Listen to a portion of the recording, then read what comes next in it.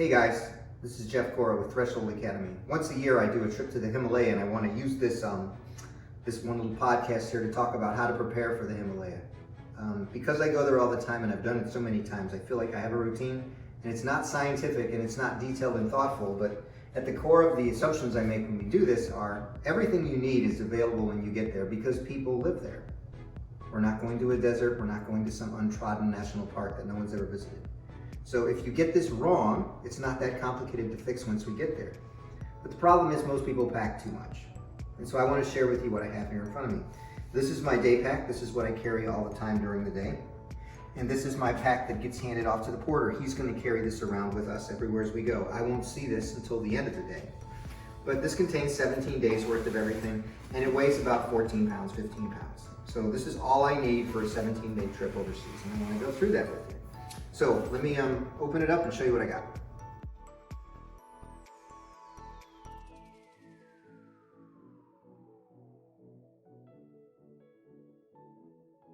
So laid out in front of you here represents what I take with me. There'll be copies of things, right? I have underwear here, and it only shows one pair. I'll bring more than that. I have a pair of socks here, and there's only one pair, and I'm sure I'll have more than that.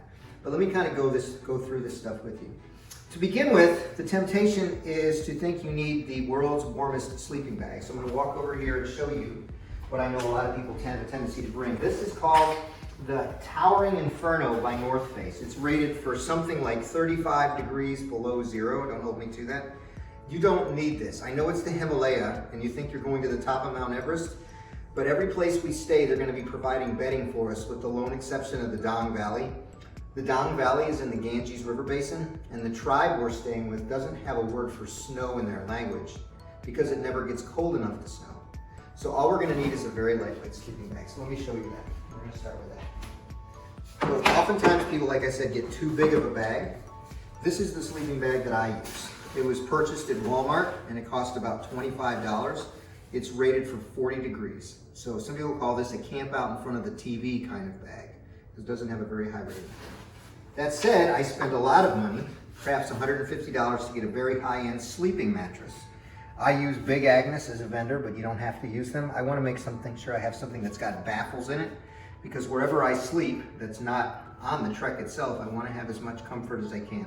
We'll be staying in some mud huts, and sleeping on the floor isn't comfortable, so a good sleeping pad really helps. And I bring a camp pillow. This is optional. Some people just use their down jacket to make into a pillow. This is what I use as well.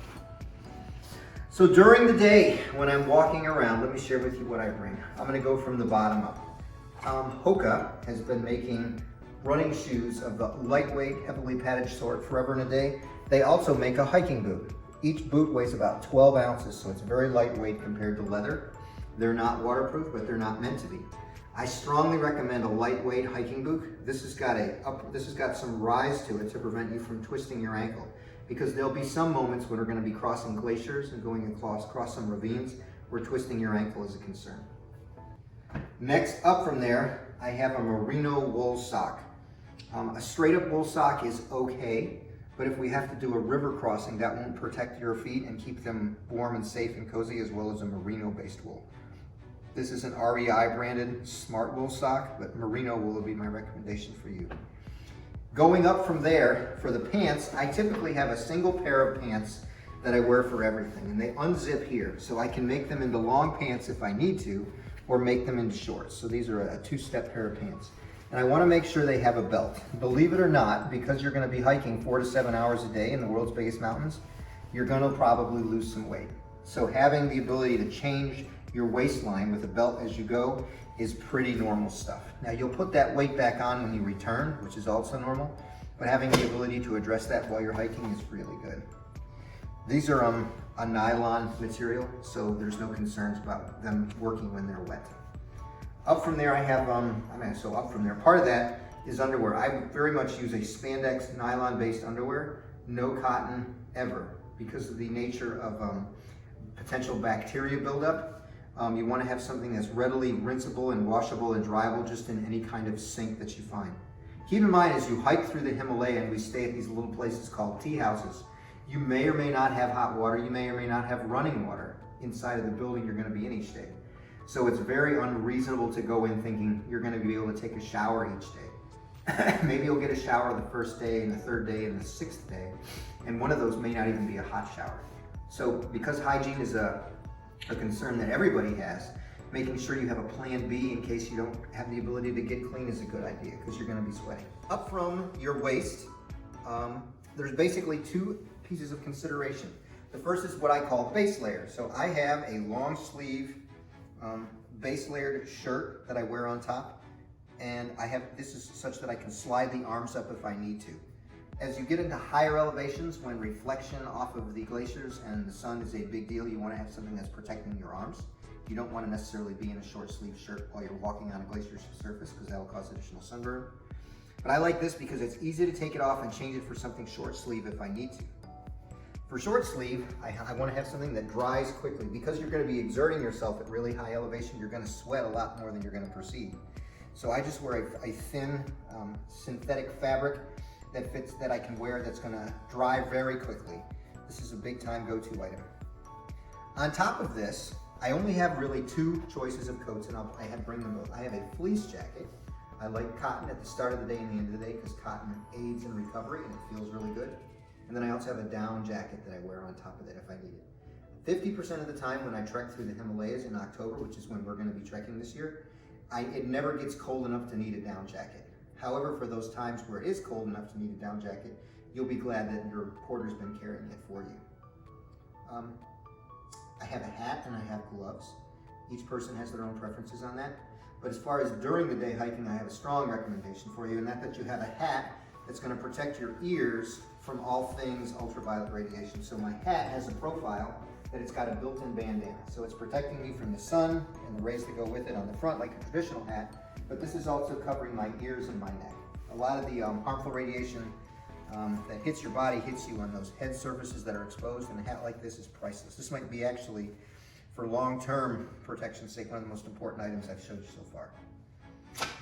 While I'm hiking, I typically carry at least one trekking pole. Sometimes I bring two, but I'm always using at least one. Going uphill, these provide me no additional assistance. So they're collapsible trekking poles, so I can lengthen them out like this. And as I'm walking, downhill specifically, I can use this to brace myself as I'm stepping down, and it keeps the wear and tear on my knees to a minimum. They're priceless when you're going downhill to me. So I recommend these. These, a good pair of trekking poles you can buy in Kathmandu for probably $50, or you can buy them in the States if you'd like to for $100 in advance. I don't have a strong opinion on that. During the day, the single greatest impactor on your overall health and well-being is your hydration levels. At high elevation, you're exhaling more water vapor with each breath, so you're losing more water than you typically would, even if you weren't working out. So I'm going to be constantly nagging you, like a mother-in-law, about how much you need to be drinking. So this is a 3-liter bladder that I fill up here, and I'm going to try to consume 2 of these a day. I'm not going to say you have to consume 2 of these a day, but I'm going to try to do that because I know if I'm hydrated, I'm the best protected I can be against mountain sickness and against dehydration, because those are the 2 main reasons I'm going to have to evacuate you if we have to evacuate you from elevation. So a good water bladder is there. The reason I say a bladder is it's got a hose hanging off the front of it, so if I need to drink, I don't have to stop the whole route to drink water. Some people have a sense of shame associated with telling everybody to stop because they need to drink water. And on some of our climbs, it's going to be steep enough so that you're going to want to drink water every 5 minutes. So people who have water bottles are more likely to dehydrate than people who have bladders, where there's no sense of shame associated with having a drink. Let's talk about at the end of the day when we hike. So we hike 4 hours to 7 hours each day. I'm going to try to push you out as fast as I can in the morning to get the hiking done as fast as I can during the day. In an ideal world, I have you done hiking by 2 p.m. each day. So we're in our little place at 2 p.m. each day. So let me pause for a second to talk about the place. We stay in what are called tea houses in their language, if you translate it over. So a tea house is a building that's got a large kitchen and a large eating room. The kitchen and the eating room may or may not have heating, but for sure your rooms will not have heating, and for sure your rooms will not have any sort of electricity in them. It'll just be a place for you to lay down and sleep. They'll have a bed, they'll have a pillow, they'll have a very thick quilt. You won't be cold, I promise you that. But it's going to have all that stuff in an isolated place from where you're going to live. When you get to the tea house, the first thing I want you to do is change into all cotton. So get rid of whatever you're wearing during the day, and we're gonna switch over to an all cotton environment. Typically I wear a pair of all cotton boxers, and then I'm gonna put on, over the top of that, a pair of sweatpants. Again, cotton aids in recovery in the same way that people get massages and they get hydration and they eat protein shakes afterwards to speed up recovery. Wearing cotton speeds recovery as well. Not wearing synthetic clothing. So putting on cotton as soon as you're done exercising is a brilliant idea. And I also have an all cotton long sleeve shirt for the same reasons. At the end of the day at 2 p.m., 3 p.m. in the afternoon, I'll arrive, I'll take off my clothes, and I'll put on this stuff and let my body start its act of healing, getting ready for the next day's hike. The wool socks, the merino wool socks, typically just stay on because they dry so quickly. The next thing I'll do once we hit the tea house and I make sure everybody's changed in the clothing is I'm gonna call you down, I'm gonna have you start drinking some hot beverages.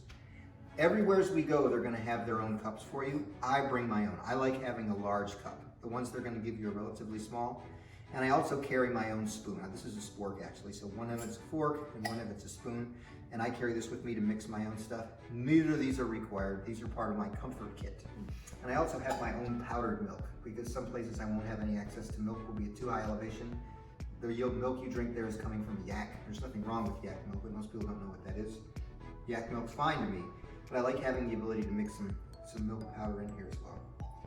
For water during the day, you have two choices. You can buy bottled water. Every place we go, there's gonna be bottled water for sale, and that's not included in the price of the trip.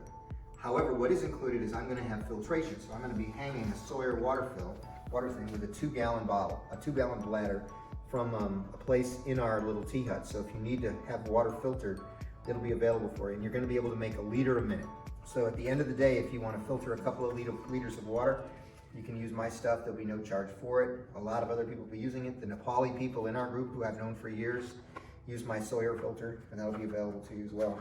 For some people, if you want to just drink water straight from a sink or from a creek, here's a little contraption called a life straw. You put one end of this inside the quote unquote contaminated water. You take the lid off on the other end, and you can fill this with basically anything you want. Go like this and you get clean drinking water, quote unquote guaranteed. So a life straw is a low cost investment. Half the time I never need this, but once in a while I need it, and I'm glad I carry it. It's very lightweight, it only weighs about 2 ounces. So again, when we reach camp, 2 items of significance are what do you do when you're passing time? So a lot of people like to read if you don't have the ability to talk. So I carry all the books and everything I want on a Kindle. This makes it a lot easier to use. This carries about a 2-week charge. So everything I need, who I want to read on the trip, I carry right in here. I also have a light, because sometimes I wake up in the middle of the night and I want to read, and this helps me do that.